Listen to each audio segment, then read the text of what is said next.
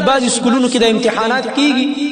او پاغه کې د الکانو نه پیسې راغونډي کی 2000 3000 بعضو کې 15000 راغونډي کې دې بعضو کې دینم زیات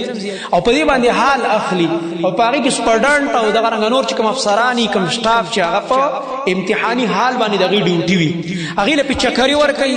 وزټ هغه د پاره د کانا پینه پروګرامونه هغه د پاره د نړۍ غوخو پروګرامونه چې دا کار بسنګي دا په خپل ته په خپل غریوان کې وګړه کار څنګه دی دا ښه کار دی الکه دا ښه کار دی ښکارا رشوت دی کنه رشوت دی رشوت ورکون کې خصوصا کې دواړه ور ولا دي د الله نبی فرمایي بل دا چې دا خو دومره غټ مجرم دی دا سپرډنټ او دا عمله چې دا د قوم غټ مجرمان دي د قوم دا بچی تبا کړ چې زما بچی ته پته ولګي چې زه حال په پیسو اخلم دا مهنت کوي دا سټډي وکي دا بلوفري ټول کال بلوفري کوي دا به ټاپ لوفري دا به د سکول پنوم د کالج او د یونیورسيټي پنوم د مور پلارنا پیسې او فیسونه اخلي لوفري به کوي او به چې مړه اسی ما خیره کې 5000 روپۍ ورکو حال به حال مړه او ګایډ به په جیب کې وغیره پرچال کوم نو تاسو چې روان قوم به څومره لایقي څومره تکړه انجینران به زموږ روانه زمانہ کې څومره تکړه ډاکټران به زموږه څومره تکړه قوم به او دلته ورته ډانسونه کوي په سکول کې بل طرف ته دغه حال له